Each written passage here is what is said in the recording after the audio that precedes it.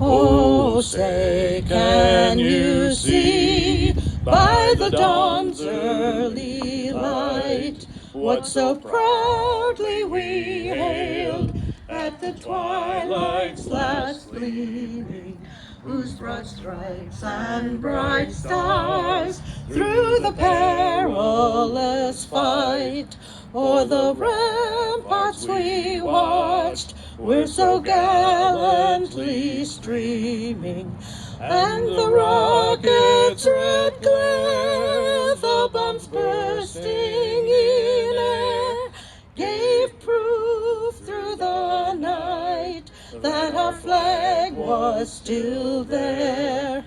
Oh, say, does that star-spangled banner yet wave o'er the land of the free and the home of the brave?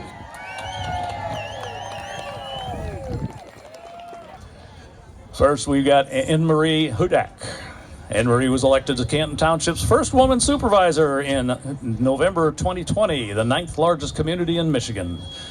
She works cooperatively with the Board of Trustees, Treasurer, Clerk, and District Court. Join me in welcoming Supervisor Hudak. But thank you, everyone, for coming and standing out in the cold. Because while the air is freezing, the burden on our families is reaching a boiling point. We are here to talk about Donald Trump, a man who measures his success by the billions in his family's pocket, while Michigan families measure ours by the rising cost a gallon of a gasoline, just $4.20 down the road. A man who continues to increase the burden on our families. A man convicted of 34 felony counts of business fraud. Someone who bows to dictators like Netanyahu and Putin. Someone who yesterday eased oil sanctions on Russia while our gas prices continue to increase. Someone who demonizes our differences instead of respecting our diversity. The burden is everywhere. It's at the pump in Metro Detroit. We are paying over $4 a gallon because this president chose to ease sanctions on Putin's oil while you struggle to drive to work. This is a 34% increase over a month ago and increasing, pushing up costs of food, clothing, and lessening our paychecks. The burden is in our mailboxes, where the GOP-controlled House and Senate have sent us the bill for the big, terrible budget that cuts Medicaid, cancels cancer research, FEMA emergency services, and steals school lunches from children, all to hand tax cuts to billionaires. $4 billion to Trump's family in this term alone, and $1 billion a day on a war that Trump chose for oil and not the American people. The burden is on our soldiers. Trump is sending our sons and daughters into a forever war in Iran, a war for oil, not for safety. While our loved ones are sent to capture oil fields, his inner circle is using insider trading to capture more wealth. I have family over there, and I am mad as hell. The burden is on our neighbors. We see it in the eyes of students in our classrooms, where anxiety is skyrocketing because of ICE crackdowns. We see it in the fear of our black and brown communities. We see it in the pockets of mothers who now have to carry passports in our communities just to prove they belong in their own residence. The burden is on our LGBTQ community. Communities are having monies taken away from them if they support our LGBTQ plus brothers and sisters. The burden is on our daughters. For the first time in 70 years, when the world stood up at the UN to reaffirm the rights of women and girls, 37 nations voted yes. Only one country, Trump's America, voted no, the United States. He doesn't just ignore women, he actively works against them. The burden is even on our democracy. At this moment, they are preparing voter intimidation at the polls. If the SAVE Act passes, a woman in Michigan will need more paperwork to cast a ballot than a man needs to buy a semi-automatic weapon.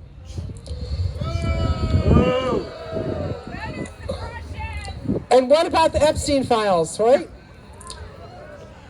We demand these burdens be lifted. We don't want a war maker. We want a peacemaker. We don't want a president who demonizes our differences. We want one who respects our diversity. We demand the Constitution be followed, due process be protected, and our families be respected. Pull together, everyone. Stand up. Stay vigilant like you are. And most of all, keep calling them out until the weight of this extremism is finally off our back. So before we go on to the next speaker, I'm going to warm the crowd up a little, okay? We're going to do a little chant, all right? All right, here we go. So, when I say we want, you say justice. We want Justice! We want justice. Justice. When I say we want, you say democracy. We want Democracy! We want Democracy! When I say we want, you say no kings. We want No kings! We want No kings! When I say justice, you say for all. Justice. For all! Justice. Justice. For all! All right, great job, everyone.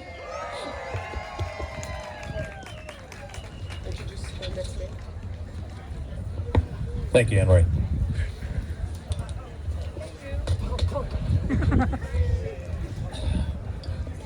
Our next speaker is going to be Ken Voigt. Ken spent many years as police officer for the city of Belleville. He was elected to the city council, eventually becoming mayor pro tem. Or was that mayor pretend? Okay, anyway. He was elected in 2023 and is currently the mayor of Belleville. Join me in welcoming Mayor Ken Voigt. Well, Anne Marie is sure a hard act to follow. I have to agree with every single thing she said. And I don't have a whole lot to say because I'm not a very good politician. But what I do have to say is I see people out there with a poster from Matthew 25. Whatever you do to the least of our brothers, you do to me. I see the posters out there that say, blessed are the peacemakers. And those are fundamental truths. Those are fundamental parts of our country that we held in place. And I was taught as a child by my parents and by my faith to live by the golden rule. And we're not doing that now. We're not treating people the way that we need to be treated. I see the way the ICE agents treat some of these protesters and some of the things I've seen them do to people they're arresting, and it's obvious that they're not following training. They're not trained properly. I hear stories about there was a gal from the United Kingdom who was arrested because her husband had something wrong with his visa, and they arrested her and held her for 30 days. And she was told repeatedly while she was in custody that she was arrested because there was a quota. So they grabbed her up so somebody could get a bonus. That's not the way to run an organization. That's not the way to treat people. We need to have the rule of law, and we need to treat people the way we want to be treated and live by the golden rule. If we all did that, we wouldn't even be out here protesting. Thank you. Next up is going to be Matt Koleszar. State Representative Koleszar currently serves in the Michigan House of Representatives, representing the 22nd House District. Join me in welcoming Representative Matt Koleszar.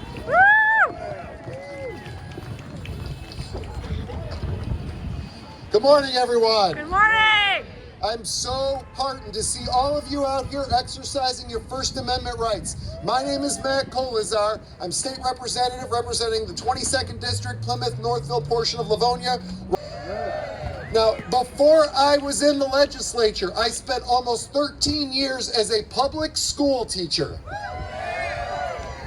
And in that time, I taught world history, and I used to have a sign that hung in my classroom that was meant to be a reference tool for my students called the Warning Signs of Fascism. It is not lost on me today that those who support the current president would probably have accused me of indoctrination for having something like that. But I want to read these warning signs to you, and you tell me what you think of when you hear these. Here we go. Disdain for human rights. Identification of enemies as a unifying cause. Rampant sexism. Controlled mass media. Obsession with national security. Religion and government intertwined. Corporate power is protected. Labor power is suppressed. Disdain for intellectuals and the arts. Obsession with crime and punishment. And rampant cronyism and corruption. All of that screams fascism. And you all told me who it reminds you of. This is not who we are. Now, I did not read the very last one because I want to talk about it briefly. The last one is fraudulent elections. And we don't want to go down that path, which means we need to continue to speak out against the SAVE Act. And by the way, it's not just happening in Washington, D.C. There is a Michigan bill to create a Michigan SAVE Act. It is so dangerous. They want you to have to pay money to produce documents in order to vote. That is a poll tax, and we know in history, poll taxes are downright evil and discriminatory. So again, I thank all of you here for showing up today. This is what we need to do. Use our First Amendment rights, peacefully protest, and show everybody around this country that change is coming in November. Thank you so much, everybody. Now, it is now my distinct honor to introduce my friend, my colleague, the state representative for Canton and the Democratic leader in the Michigan House of Representatives. Give it up for Representative Ranjeev Puri. All right, let's start with a little bit of a chant. No kings, no kings, no kings, no kings. No kings, no kings, no kings. All right. Good morning, Canton. Are we fired up today? Thank you to the Indivisible chapter here for organizing today, and thank you for all of you for showing up and making this protest so successful. As Matt said, my name is Ranjeev Puri. I'm honored to stand with all of you today, and I am proud to be the House Democratic leader in the state of Michigan. But I am not here today just as a leader. I'm here as the proud son of immigrants. I'm here as someone who was raised to believe that this country is not about the power for a select few, but about dignity for everyone. And that is why we are here. Because in America, we do not bow down to kings, we do not kneel to bullies, and we sure as hell do not hand our democracy over to fascists. This country was built on the idea that no one is above the law, that public office is for public service, and that democracy survives only when ordinary people like us are willing to stand up and defend it. And while people are asking for lower costs, for better schools, for affordable health care and stability, Donald Trump doesn't care. All he cares about is hiding the Epstein files. He promised strength. He promised relief. He promised to fight for working people, but he keeps putting working people last and the powerful up front. And when leaders fail the people, the answer is never silence. The answer is not fear. The answer is not to shrink ourselves and just to hope that magically it all gets better. The answer is democracy. The answer is organizing. The answer is showing up in places just like this and saying very clearly that this country belongs to all of us. Not to authoritarians, not to extremists, and certainly not to kings. It belongs to the people. It belongs to the people at this rally. It belongs to working people. It belongs to those raising kids. It belongs to people trying to build a decent life. It belongs to every single one of us. And when they tell us to be quiet, we get louder. And when they want fear, we choose courage. And when they want division, we choose solidarity. And when they test our democracy, we defend it. That is the spirit of this country. That is the spirit of Michigan. And that has to be the spirit of this moment. Because all of this is not about one protest. This is about whether we still believe that people are bigger than the powerful.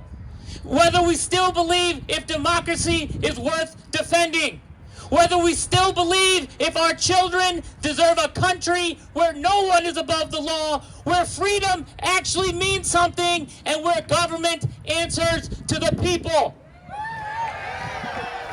I believe that. I sure as hell know you all believe that, because today Canton is going to send a message, Michigan is going to send a message, and this country will hear us very clearly. We will not bow, we will not break, and we will not back down.